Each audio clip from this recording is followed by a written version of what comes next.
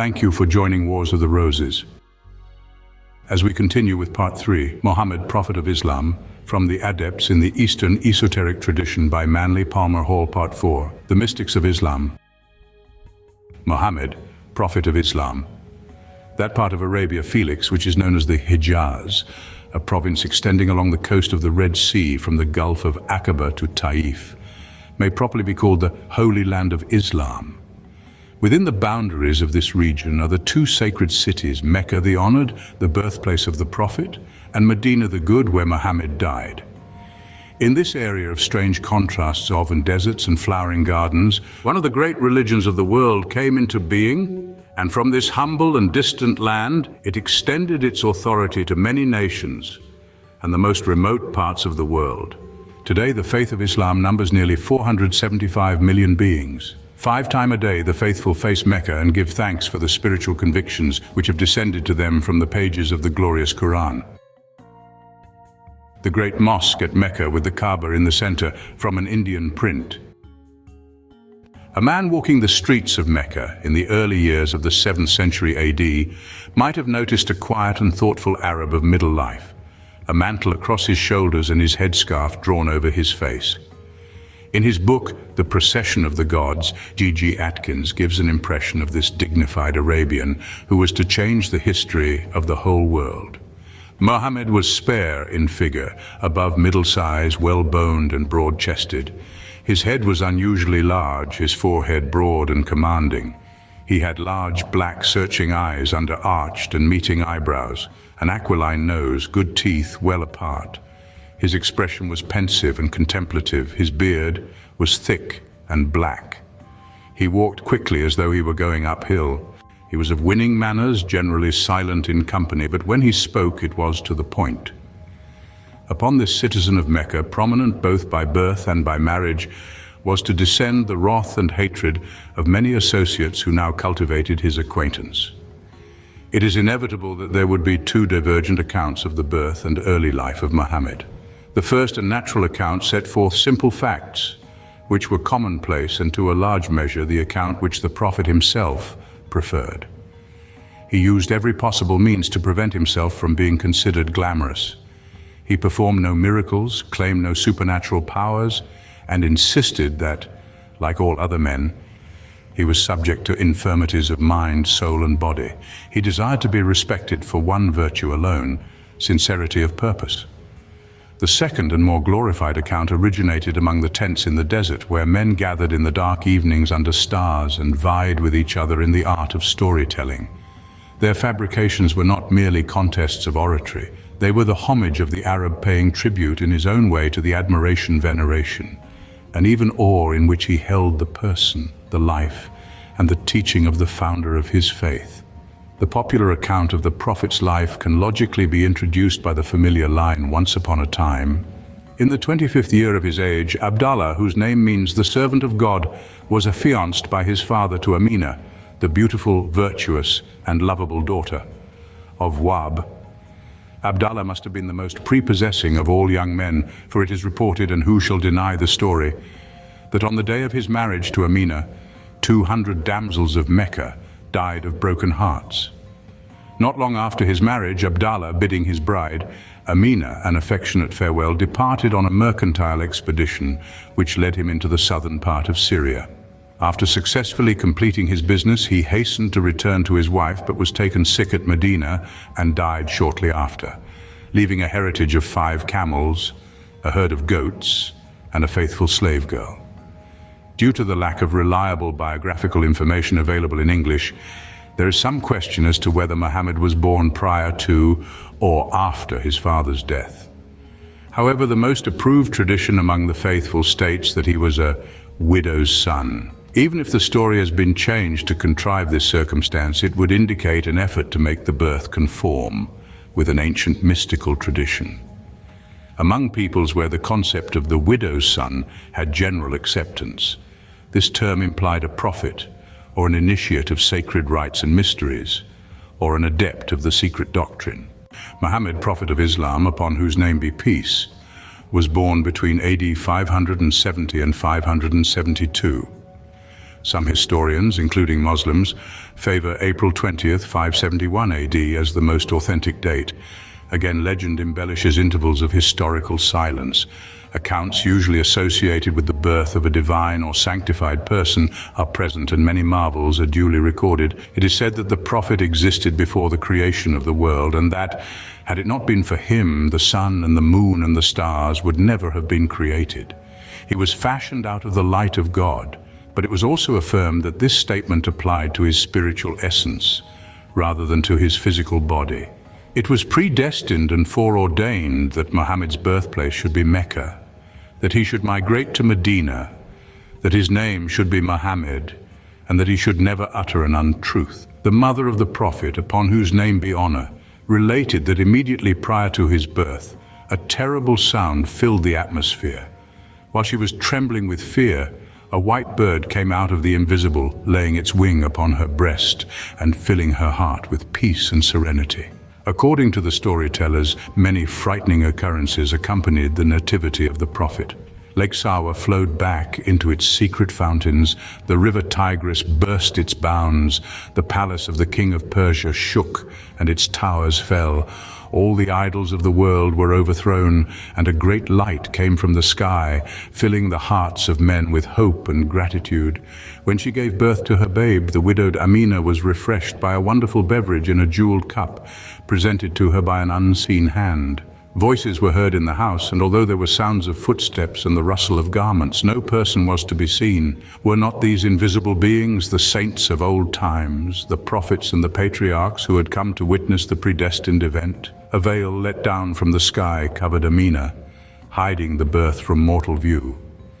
Strange birds with beaks of ruby and wings of emerald strutted about singing beautiful songs.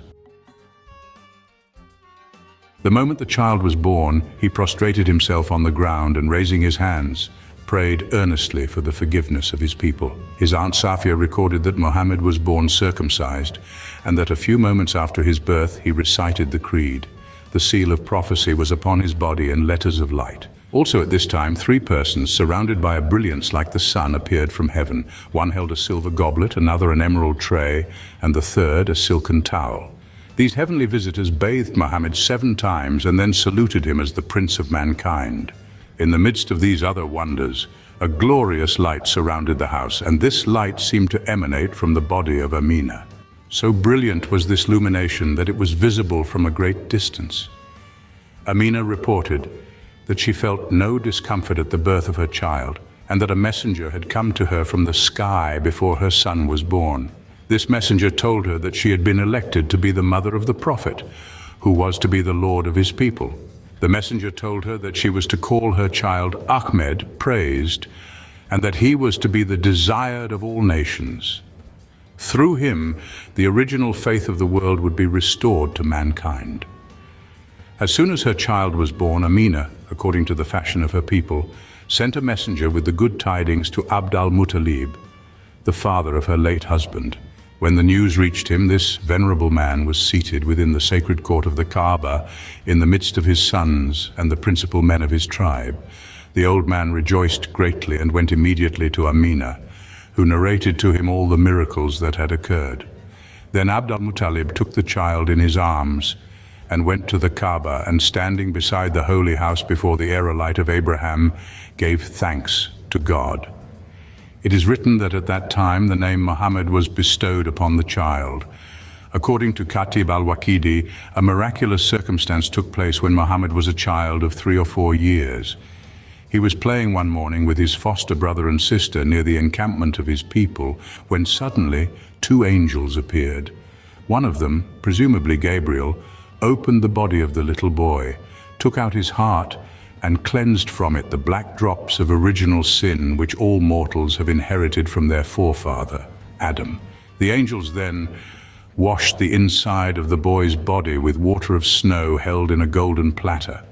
They then weighted his body against 1,000 of his people, and he outweighed them all. The angels then returned the heart to its proper place, and the body of the prophet became luminous.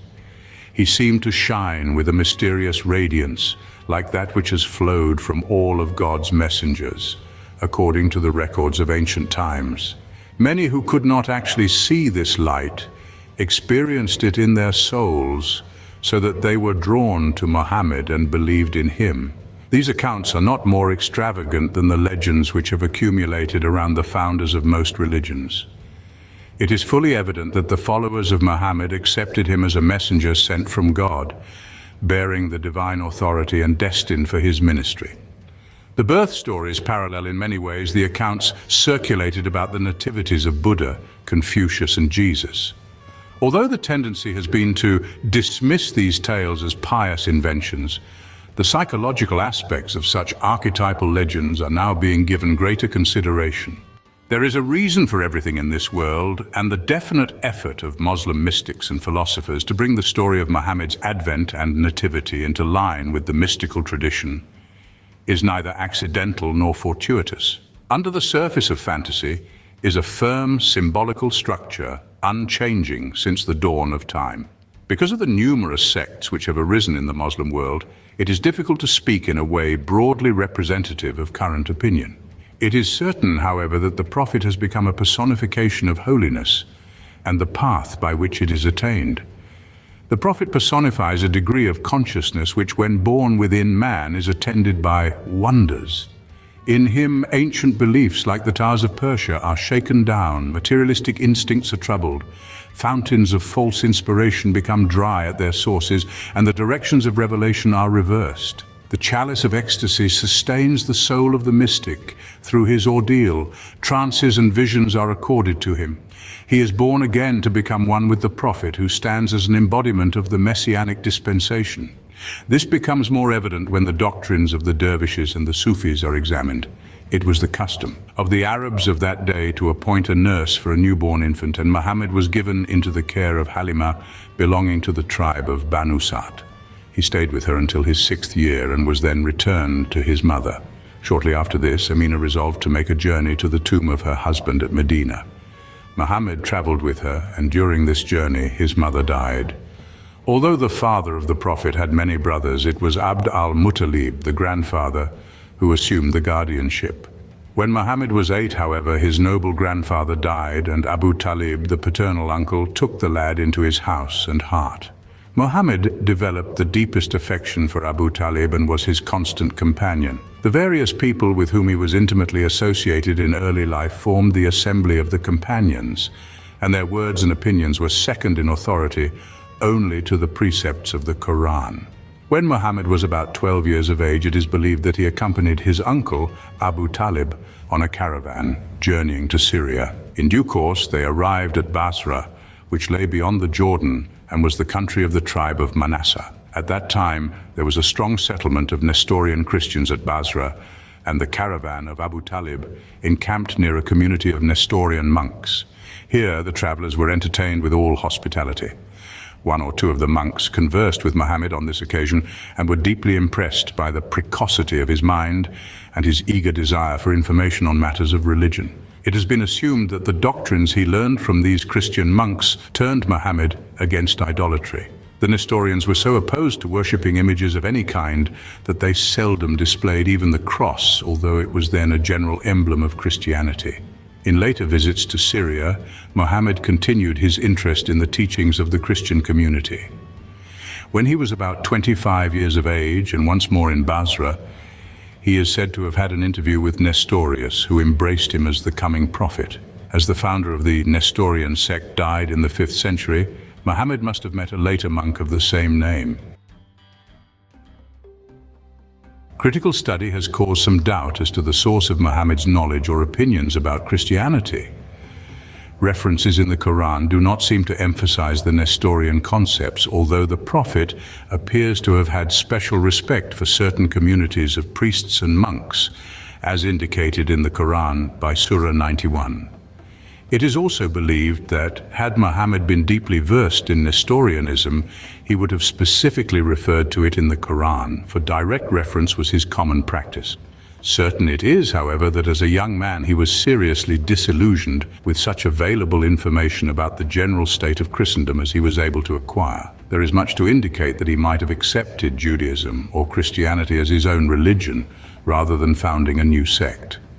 The pressures of bickering and controversy of the early church impelled him to seek the original and pure religion of the prophets and patriarchs, which he felt had fallen into evil times. Moslemism is firmly established in the conviction that there is no God but God. Because deity is one and alone and there can be no other God besides him, Muhammad could not accept the divinity of Jesus or the doctrine of the Holy Trinity. He was willing to acknowledge Jesus as a holy prophet whose teachings were true, but not believe the dogma that the Nazarene Master was co-identical and consubstantial with God the Father. He also clearly stated that he regarded himself as merely a human being, and the entire example of his life proves conclusively that he was not depreciating the spiritual attainments of others in any effort to advance his own reputation. He forbade the deification of his own name or memory, affirming of his life that there was no God but God. In various periods of the world's history, God, in his infinite wisdom, caused prophets to rise up and bear witness to the pure revelation of spiritual truth. Of such were the great teachers described in the Old Testament, and likewise Jesus. Muhammad went so far as to say that his own coming, as prophesied in the Old Testament, and also that after him another teacher would appear who was to be the desired of all nations. Christian scholars have liked to affirm that Muhammad had a very slight and superficial knowledge of Christianity, and that his opinions, therefore, were based mainly on hearsay. This may be questioned, however, for it is known that members of his own family had been converted to Christianity, as it then existed in that region. The truth probably is that the Christian communities in Arabia were themselves comparatively uninformed, and that their beliefs were uncertain and conflicting, and therefore not suitable to advance a solid knowledge of the faith. Abu Talib, the esteemed uncle of the Prophet, is authority for the statement that during his entire youth Muhammad never quarreled with anyone. When he was about 20 years old, he joined a society known as the Hilful Fuzul, the members of which had taken a solemn oath to help the needy and the poor, safeguard the rights of the oppressed, and support the cause of justice. When he was about 26 years of age, Muhammad was manager of the estate of a wealthy widow named Khadija. She so admired his ability and his integrity that they were married, although she was 15 years his senior. 6 children were born of this union, but Fatima, the youngest of the daughters, alone survived her father, and she outlived him by only 6 months. By another alliance made later in life, Muhammad also had a son named Ibrahim. This child also died in infancy. After his marriage with Khadija, Muhammad came under the influence of her cousin, Waraqua ibn Naufal, who was a man of philosophical attainments and esoteric interests. It is said that his insight was great, even though his body was feeble and long study had brought blindness to his eyes. Washington Irving says that he was originally a Jew, subsequently a Christian, and withal a pretender to astrology. The word pretender, in this case, probably reflects only Washington Irving's skepticism about astrology. In the days of the Prophet, this science was highly reputable, and followers thereof were usually men of mystical attainments and philosophical distinction. Waraqua ibn Naufal is mentioned as the first to translate sections of the Old and New Testaments into Arabic, seeking for some rational explanation for Muhammad's acquaintance with the Mishnah, the Talmud, and related works. His wife's cousin looms large as a possibility. The wise Waraqua may well have strongly influenced the mind of Muhammad. It is said that Waraqua was waiting for the advent of the promised prophet, and he supported Muhammad's claim to his ministry. There are many ways in which a thoughtful man can come under strong religious influence. The Roman governor of Egypt sent to Muhammad a Christian slave girl who is remembered as Mary the Copt. She became the mother of the prophet's son Ibrahim, and this in itself should indicate that Muhammad was free of all unreasonable prejudice against the Christian sect. It is interesting to speculate upon the possibilities had Ibrahim lived to establish the descent of the house of the prophet. Coptic Christianity, therefore, came into the home of Muhammad, and its teachings, at least in a simple form most agreeable with his own thinking, were readily available. It is generally assumed that up to his 40th year, Muhammad was a devout and sincere follower of the beliefs of ancient Arabia. He seems to have differed from the people around him mainly because of his mystical inclinations and strong imaginative powers. He customarily spent the month of Ramadan on Mount Hira, living in a cave and performing ascetic exercises. This form of retreat included nights devoted to prayer, a period of fasting, and the bestowal of gifts upon the poor. When he returned to Mecca, Muhammad would then walk 7 times around the Kaaba before returning to his own house. It was during the rites of Ramadan that Muhammad began to question the integrity and sufficiency of the prevailing religion. Some say that while on Mount Hira, he met an eccentric mystic who induced him to consider more seriously the elements of Jewish and Christian beliefs. As confusion and uncertainty increased within him, Muhammad returned more frequently to Mount Hira. Sacrificing many of the practical concerns of living, he became a recluse, returning home only to secure the necessities of existence. Accounts indicate that he passed through metaphysical experiences similar to those described in the lives of many mystics, including mystical experiences as described by St. John of the Cross in his book The Dark Night of the Soul. It was in the cave on Mount Hira, now known as the Mountain of Light, that a vision or superphysical occurrence took place. Muhammad beheld an angelic figure surrounded by light, holding in its hands a silken shawl or scarf with mysterious characters traced upon it. Holding out the scarf toward Muhammad, the angel said to him, "Read." There is some uncertainty as to the meaning of the answer given by Muhammad. Some versions state that he could not read, and others that he did not wish to read. In the end, the angel read to him the verses written upon the scarf. On this same occasion, the angel, said to be Gabriel, declared Muhammad to be the true prophet of the living God. After the mystical experiences, Muhammad hastened home and described the occurrence to his wife Khadija. He was confused and alarmed lest some evil spirit of the old pagan faith was attempting to deceive him. The deep change that came about in Muhammad's personality was interpreted in various ways by his friends, rivals, and later by the orthodox members of the prevailing religion. A few regarded him as inspired, some as a kahin or soothsayer. Many believed him to suffer from hallucinations, and at least a few forthrightly considered him insane or under the supernatural influence of Satan and his minions. According to Khadija, he shared most of the negative opinions of himself and frequently asked if he was possessed by jinn or malicious sprites. Khadija was a constant source of courage and inspiration. She reminded her husband that he had always been a good and honorable man, that his motives were honest and devout, and there was no reason to assume that the powers of evil would have any authority over his conduct. Khadija seems to have sensed his destiny, for it is recorded that she said to him, "Thou wilt be the prophet of thy nation." To give him further faith and assurance, Khadija took Muhammad to her cousin Waraqua, whose wisdom was widely respected. Waraqua verified that Muhammad had been given the great nomos, the law which is like the nomos of Moses.